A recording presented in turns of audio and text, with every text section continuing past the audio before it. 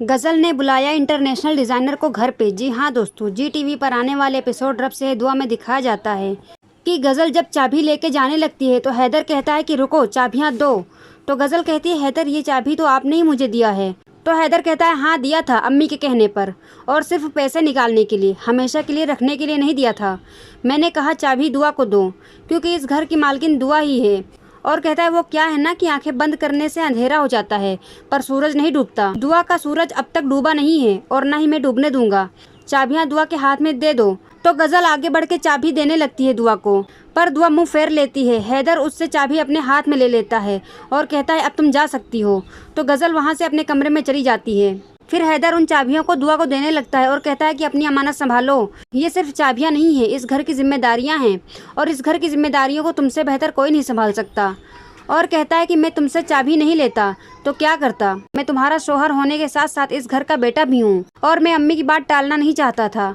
समझ सकता हूँ कि तुम्हें कितनी तकलीफ हुई होगी जब मैंने तुमसे ये चाबी ली थी, और ये चाबियां तुम अपने पास रखो।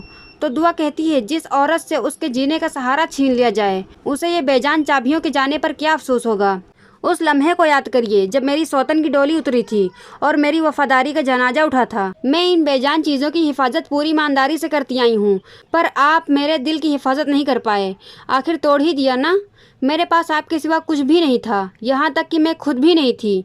मेरा एक ही सहारा था, लेकिन एक दिन वो सहारा भी टूट गया। और कहती है कि मुझसे मेरा हाल पूछना छोड़ दीजिए, क्योंकि आपके मेरे हाल पूछने से मेरी तकलीफ़ें और बढ़ जाती हैं। और वो वहाँ से चली जाती है।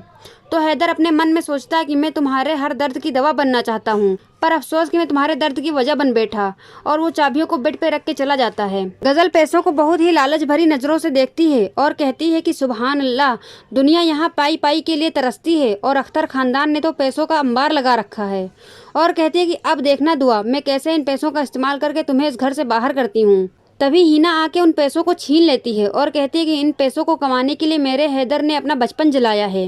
बेटी, इन पैसों को बहुत ही संभाल के इस्तेमाल करना। मैंने बड़ी मुश्किल से इन पैसों को तुम्हें दिलवाया है और इस बार मेरी बेइज्जती मत होने देना, क्योंकि तुम जब भी कुछ अच्छा करने जाती हो तो किस्मत तुम्हारी साथ नहीं देती है और वो काम उल्टा हो जाता है।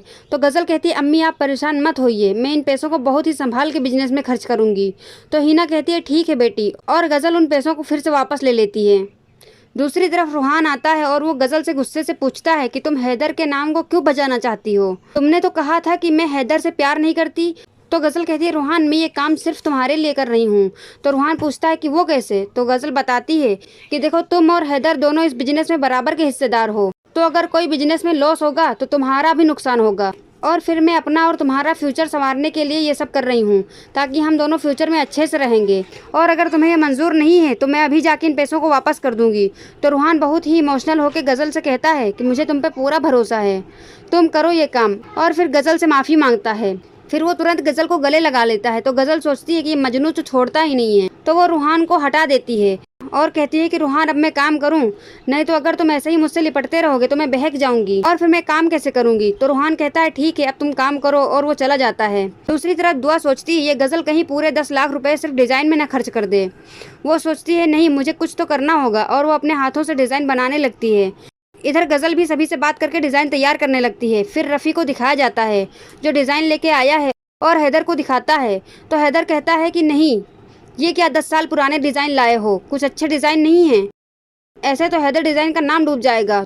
तो रफ़ी कहता है और डिज़ाइनर नहीं है, और दुआ भाभी से अच्छा तो कोई काम भी नहीं कर पाएगा। तो हैदर कहता है तुम्हारी दुआ भाभी ने तो साफ मना कर दिया है कि मैं काम नहीं करूँगी, तो क्या इस शोरूम में मैं ताला लगा दूँ। तभी गजल की आवाज़ आती है और कहती है कि रफ़ी, आज से तुम अपनी नई भाभी का हुक्म मानने की आदत डाल लो, क्योंकि अब से ये बिजनेस में संभालूंगी। तो रफ़ी कहता है मेरी भाभी सिर्फ एक है और वो है दुआ भाभी। तो गजल कहती है कि भाभी ना सही, पर मैं हैदर की बीवी हूँ और इस बार के डिज़ाइन मैंने बनवाए हैं। और अभी तक दुआ किसी सड़क छाप टेलर से डिज़ाइन कराती थी, पर मैंने इंटरनेशनल डिज़ाइन से डिज़ाइन कराया है। और अभी तक तुम लोगों ने कुएं को देखा है, अभी तो समुंदर देखना बाकी है। इस बार इतने अच्छे अच्छे डिज़ाइन तैयार किए हैं कि तुम सब देख के होश खो बैठोगे। हिना कहती है, क्या, अरे वाह बेटी, इतनी जल्दी डिज़ाइन तैयार हो गए। तो गजल पहले डिज़ाइनर को आवाज़ देती है। जैसे ही डिज़ाइनर आता है सब लोग देखते रह जाते हैं और एपिसोड यहीं पर खत्म हो जाता है। दोस्तों, क्या गजल डिज़ाइन बना पाएगी और संभाल पाएगी हैदर का बिजनेस? अपनी राय कमेंट बॉक्स में जरूर बताएं। वीडियो पसंद आई हो तो लाइक शेयर करें और चैनल पर नए तो सब्सक्राइब करके बेल आइकन को प्रेस कर दें। मिलते हैं अगले एपिसोड में।